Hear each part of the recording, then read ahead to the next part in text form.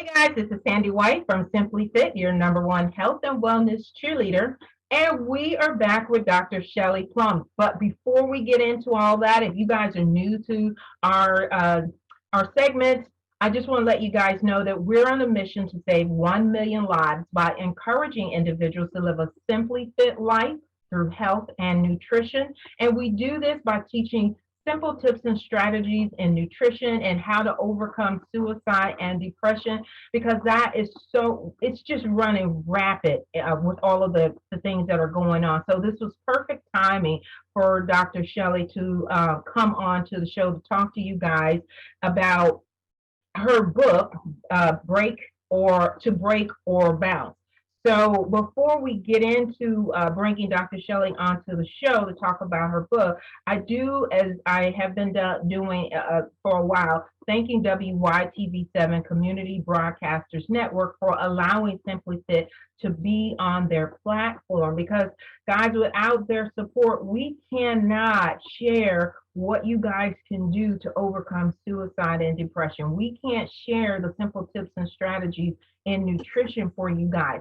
So thank you, WYTV7. And guys, go to the network, WYTV7.org, and check out all the wonderful things that we're doing in the community.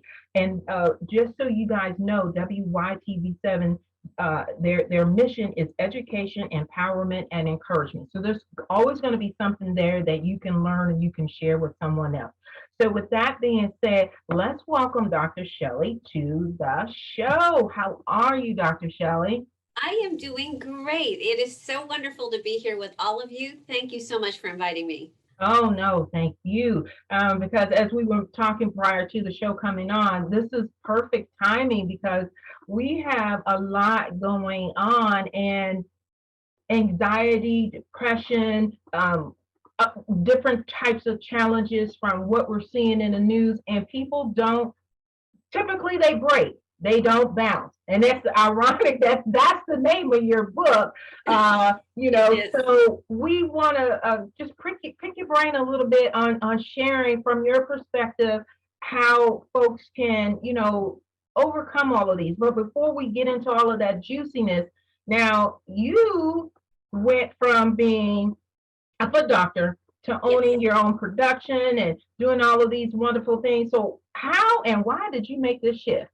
Oh, you know what? That is a really wonderful question.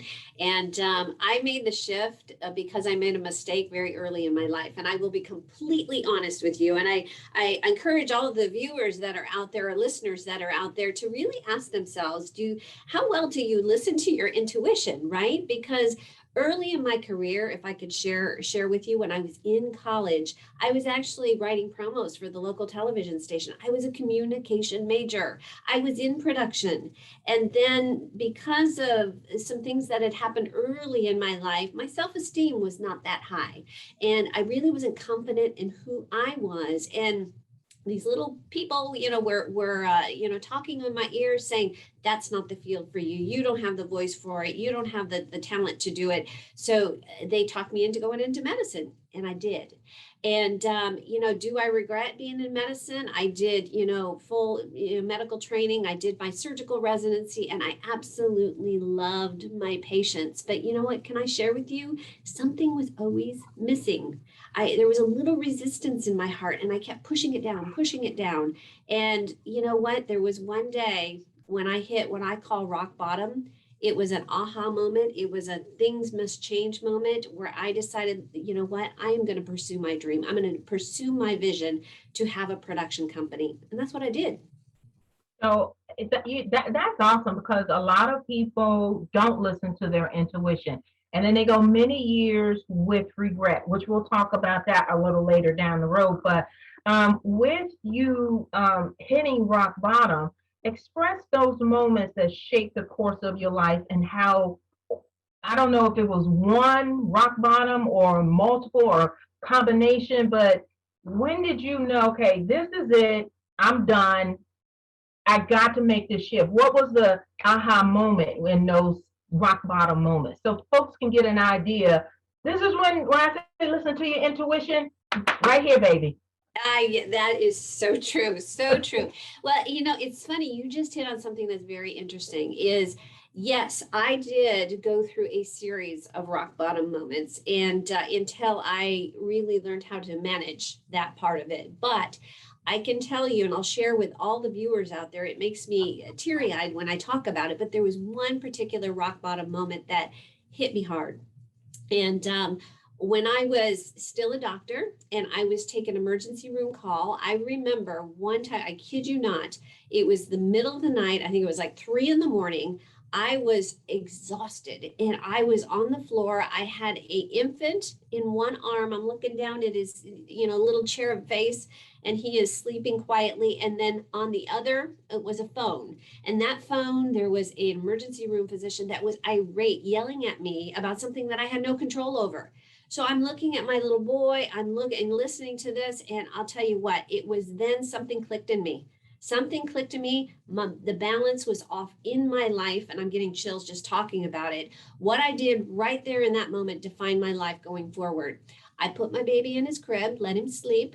I hung up the phone with the doctor. I went to the mirror and I looked at myself in the mirror, looked myself in the eye, and I said, "You are worth more. You are worth more. You need to listen to that intuition. Listen to stop listening to everybody around you. Stop, letting circumstance guide what you're doing. You need to listen to what you need to do." And right then and there, I sat down with a pen and paper and I wrote down how I was feeling and all the negative emotions. And then on the opposite side of the paper, I wrote down what I can do about it. And that turned into my business plan. That I followed that to get myself out of that situation and to follow my dreams. Okay, so now I usually take really good notes, but I didn't. So I'm gonna have you repeat this. The first one was when you hung up the phone and that situation, you're like, let's recap. I wrote down every step one, write down everything of how you're feeling in that very present moment.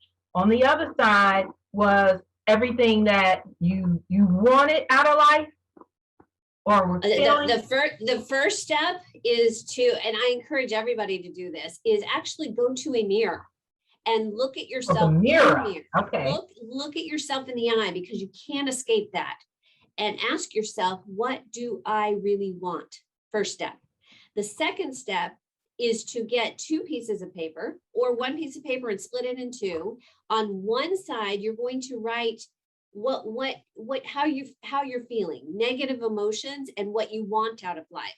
And then on the other side of the paper, write how you can get that. And then that turns into your guide for your journey through life. And then I also believe you said you told yourself you are worth it. You are more than enough. Yes, because you know what? Your affirmation. Up until that moment in my life, and perhaps you or some of the viewers out there can relate to this. I was working so hard. I was working hard for my husband. I was working hard for my kids. I was working hard for my employer at the time. I was working hard for everyone except for one person that really mattered the most. And I'm sure you can imagine who that is. That's right. me. I had lost sight of what it meant to be Shelly. And that is a scary, scary place to be. And I think that right there was why right there, I was determined and promised myself that I would make a change. And I'm glad you just said that. Because a lot of people do allow other folks to influence the direction of their life, and they get so far down the track that they are afraid. And the sad thing is sometimes they lose sight so bad that they really don't remember or know what makes them happy, which brings me to this next question about fear. Now, I used to say fear is false evidence appearing real, but there are visual, physical, mental factors that they are real. They're not false. But the thing is, people get stuck in the tracks of fear and they don't move. So, and I know you were talking about in your book emotional healing, setting boundaries, and healing past wounds, which a lot of people don't know how to do. So, from your perspective, how can a person that's having challenges, how can they face them? How can they, face the fear that's gripping them so that they can make a life-changing or altering life change that's better for them, such as what you did? What are some tips you can suggest to them? You know what? That's a very interesting question. And while you're talking, what I'm thinking about, I had the pleasure of going to South Africa to go to a school called the Masui School. And when I was there, I learned actually a lot about fear. The children there, I kid you not, did not know day to day where their food would come from. They did not have running water. They didn't, we take it for granted in school. We have pencils and pens. They didn't have any of that. And worse yet, the fear, I would imagine that as a child, they would be extremely fearful. But when I looked into their eyes and we were filming there, when I looked into their eyes, I saw so much more. I saw, the light go on in their eyes. And it made me right then. I mean, I'm sitting there and I have these little ones that are all around me, right? And they're looking at me and they were so fascinated with my cell phone and all of that. And there was a spark in their eyes. And I realized right then that fear is nothing more than energy. Oh, I like Simple that. as that. Fear is nothing more than energy. And if we all, when you sit there and something is scaring you that you want to do and you're not sure if you should do it, that realization is an aha moment because fear is energy. And how we use that energy determines whether we're going to break or whether we're going to bounce. If you look at that and you look at fear as fear, it's going to break you because you're going to be scared to do it. On the other hand, if you realize and really internalize that it is energy, that energy, you have a choice on how you can use it, right? And you know what? You can use that energy to channel into something positive and really make a difference in our world, really express the gifts that I know everyone out there has. So that fear as energy is really, really important because what it does is if you have fear, and here are the tips, right? If you are fearful in a situation, my first recommendation is to stop. Stop what you're doing, get in a quiet place, and you need to be, first of all, aware of that fear. Really don't push it down, don't ignore it. You need to be one with your fear or your energy. Let's call it energy. Okay. Become aware of it. The next step is to transform. And that's where you take that energy, instead of letting it spiral you down into nothing and break, instead you let it, you use it to go out and give that presentation, go out and find that new client, go out and, I don't know, have fun with your kids. Use that energy to transform you into the person that you know that you are. Allow you to express those gifts. So the second thing is transform. The third thing is really important. The next step, once you start transforming, you start getting out and you meet people in your business, for example, and you're doing those things that before were fearful, but now just give you energy, then you emerge. And that is the exciting part. And that is what we're doing in our production company. And we are so proud that we help other people to do this. You emerge into the person or the being that you always wanted to be, that you always were, or are, because you are you're just extraordinary. And everybody, we firmly believe this in our company, is that everybody has their own gifts. But we do have to reframe how we look at fear, reframe it what fear is, and be aware, allow it to transform you, and then emerge. Oh, I love that. So, guys, I hope I got these steps right. The first step is to stop, acknowledge the fear or the energy, and recognize that the fear is energy. Second Yes. step is to transform for the better. And then your third step is to emerge, basically releasing the gifts that you know that you have inside of you. So, guys, we're going to take a quick break and we're going to come back and talk to Dr. Shelly a bit more about her book and get some more wonderful tips. We'll be right back. Always been my mission to help people with their health. Organs are some of the most nutrient-dense superfoods on the planet, and yet we're not getting them in our diet. My name is James Berry. I've been a chef for over 16 years. I came up with this new product. It's called Pluck. It's an organ-based all-purpose seasoning. In Pluck, you don't need to know how to cook. Just simply either make a food how you would and finish it with Pluck. You can add it to the recipe while you're making it. You can finish it with Pluck. You can simply just season your meal with Pluck. By being a shelf-stable spice, can be added to any food. Popcorn, rice, salad, chicken, fish, eggs, you name it, and you can use it with Pluck, the organ-based all-purpose seasoning that's versatile and goes with any food. Nutrition in a pinch. Hey guys, I'm Sandy White with Simply Fit. If you guys didn't get a chance to come on at the beginning of the segment, we've been talking the first half hour with Dr. Shelly about her book, Break or Bounce. So we gave you guys 2 sets of tips. We have about 15-20 minutes. If we have a chance to recap, we'll give you all those tips. If not, then you guys need to go to the beginning of the segment because she gave some really, really wonderful tips. So with that being said, we left off about fear being energy and how you properly address it. Let me go to, you mentioned in your book that you had earlier hardships, but how did they, and you touched on this lightly, but I want you to go a little more in depth in it. How did they shape the course of your future where you are now? You know what, and as you know, this is in my book. When I was 6, 7 years old, I was in a car and I was in the back seat. And I remember, my brother and I were wrestling and fighting a little bit. And we do that. We were just playing. And then all of a sudden I hear a screech of metal. I was thrown from the car. And I remember waking up beside my mother. And what I didn't realize at the time is she had some blood coming from her face. I didn't realize at the time that she had died at that point. And I just remember being in the hospital and trying to find her. And it was a really devastating time in my life.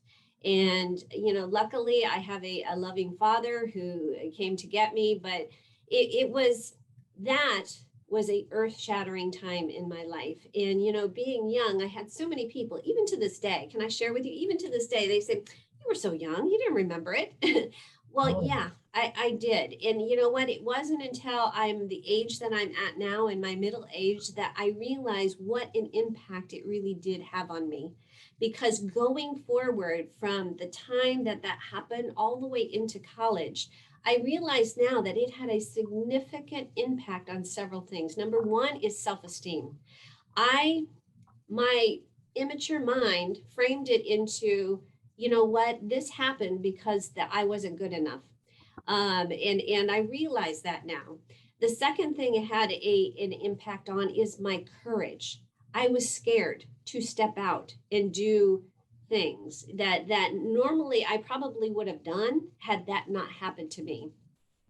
And the last thing is trust. I really had a hard time trusting other people in circumstances and that type of thing, because I was waiting for the next shoe to drop, because that accident happened out of the blue. And my immature mind was trying to make sense of why that happened.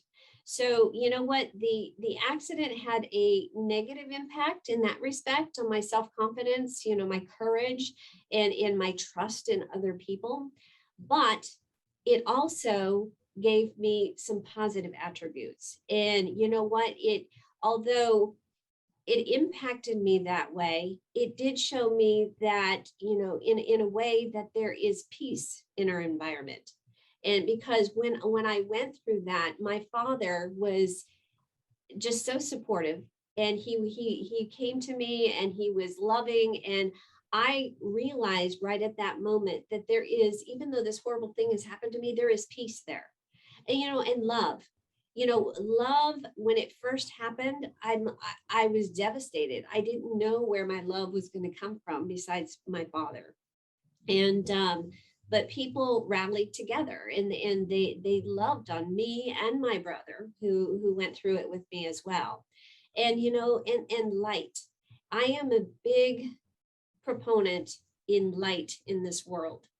And there is a lot of darkness in our world. In that particular instant, when that happened, one of the very positive things that came out of that is that I was determined at that point in my life, no matter what darkness, what people are going through, that I personally was going to be dedicated to being the light in our world, because we know that where darkness is, if there is light, darkness fails to exist. Right. So that is one thing. And so, I went from college, I went to my medical schooling, I went to surgical residency and landed in sunny South Florida. I carried that through the whole thing, meaning, and that's what I talk about now. That is what the book is about, is that we are all, in my opinion, light workers. We're all people that have that potential. Somebody is down, somebody has lost a loved one. We can be that light in their life, because when you are the light, there is no darkness. So that's what I learned about it. I took that really horrible situation in my early life and am using it for something definitely productive. Um, a good analogy, because when you focus on being a light for someone else, you're helping them to heal, but at the same time, you're helping yourself to heal and not suppressing your feelings, but you're actually healing yourself by showing love to someone else. And we never know. And that was a really eye-opening lesson for me, that God did. I thought that was funny, because I was like, I'm feeling some kind of way and I want to have a pity party. And then he goes, nope, just like you said, you are the light, you are the salt of the earth. You need to go over here and help this person, because you always think that, when you're having a pity party, you're all that in a bag of chips in your little corner. And it's always someone else that has something more devastating that needs what you have inside. And when we don't share that, not only do we stop the light from growing bigger, we're also participating in the darkness that we don't want to be a part of. So I love the way you put that. That is so awesome. So let me ask you this. We all have regrets. Unfortunately, you can't change the past or how things are, but I like the lessons that you are, teaching us right now about choosing different paths, recognizing that fear is energy. So were there any moments, like I said, you can't change, but you felt that at this point in my life, the lesson that I learned from that, I can change and I can teach someone else, so they will never have to experience. I mean, unless they're a knucklehead, but that they would never have to experience it. Right. Well, I'll tell you, I think one of my deepest regrets, and I'll share with everyone, is, and if you've read my book, you understand, is one of my deepest regrets is not being there when my grandmother died. My grandmother, just so that everyone out there knows, was the most beautiful person ever.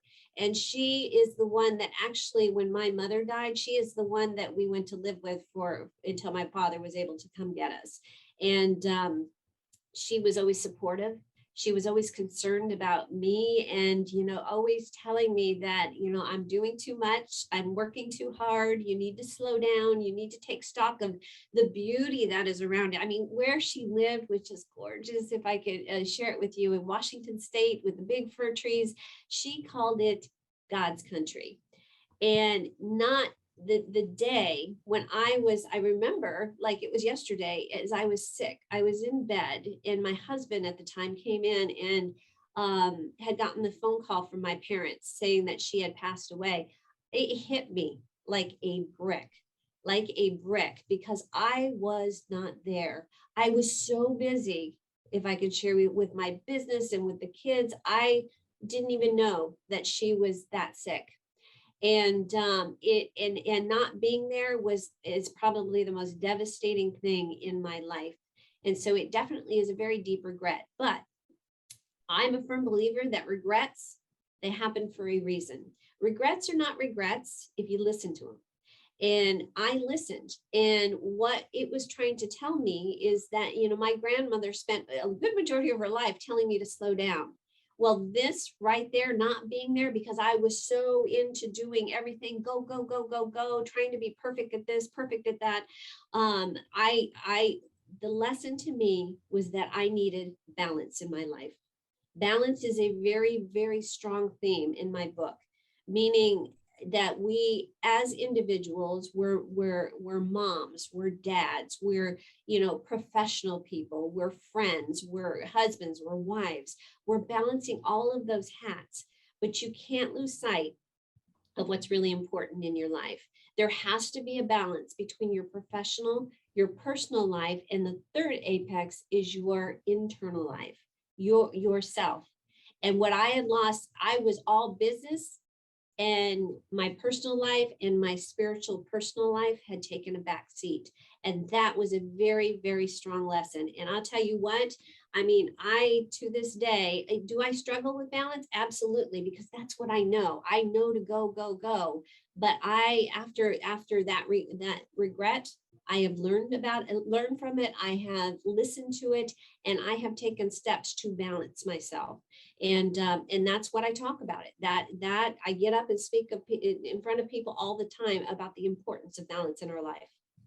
And that is so true because, actually, if people look at just this part that I'm saying, not all of the catastrophic stuff that occurred, due to the pandemic, but just the fact that we were all able to slow down and rethink how we want our lives to be moving forward. Balance is the perfect word that you just used, balance. Now, do you want to go back doing all of the hustle and the bustle and the craziness that you were doing before, or do you want the tranquility, but not working, because everybody wants to work because you have to have a living, Right. but that balance where everything to a certain degree, it's literally like your moment. So I Yes. like the fact that the book is talking about bouncing and not breaking. So when adversity shows up in our lives, how would you suggest to the viewers to use adversity to develop a more stable, and we were just talking about balance and resilient life? What can they do, to get going right now? Because most folks, the states are saying you can go ahead and go back to work in person now. Right, right. And now is a really crazy, crazy time. And it's very difficult because some places, especially here in Florida, are open, some are not. But you know what? We all need to, like I said before, is we have to take stock of where we're at. And the pandemic, for me personally, I will be honest with you, although it is devastating how many people are sick, how many people have died, how businesses have impact, all of that it definitely, it hurts my heart, honestly. But for me, it was another lesson. It was a lesson on stepping back and redefine the importance of stepping back and redefining who you are. Here at Plum Talk Productions, we our business was with people, coming into the studio and us shooting and filming things here, and then going out on location and filming events. We completely had to reinvent the way we do things, but it wasn't a negative. So as far as steps, with adversity and with the pandemic and all of that, we do have to, number one is take a step back. Instead of panicking, instead of, like we talked about, being fearful, turn that fear into energy. We have to take a step back and really honestly get out a piece of paper and write down where you're at.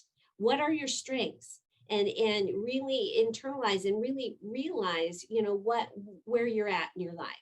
And then, the second thing to do is to realize where you could go. What are your possibilities? Where do you want to go?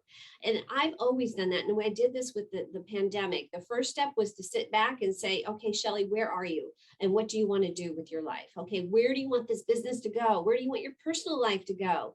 And then the second thing is, okay, now where do I, I'm here, now where do I want to go? And then plot a course. I just did an exercise actually with my business plan where you've heard of reverse engineering.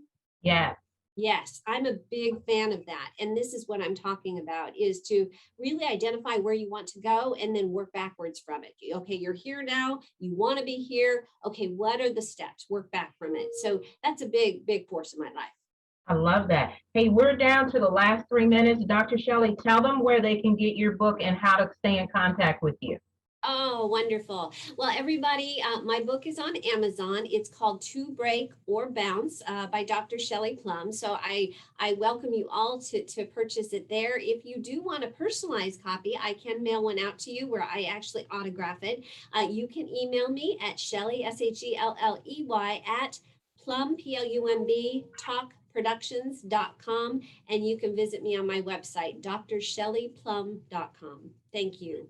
Oh, we appreciate you coming onto the show. I've enjoyed, gotten a lot of tips. The one that I can use with my little one who's having some anxiety about going back to school. But guys, we are done for this segment. Please go back and check it out if you didn't get a chance to hear all of the wonderful tips that Dr. Shelly talked to us about, and get her book, To Break or Bounce. I'm Sandy White, the host of Simply Fit and your #1 health and wellness cheerleader. We broadcast out of Upper Marlboro, Maryland, every Wednesday at 7 p.m. Eastern Standard Time. So check your time zone. And remember, guys, being fit is more than just exercise. So this was perfect for Dr. Shelly to come on and talk to you guys. Until next week, talk to you later. Bye.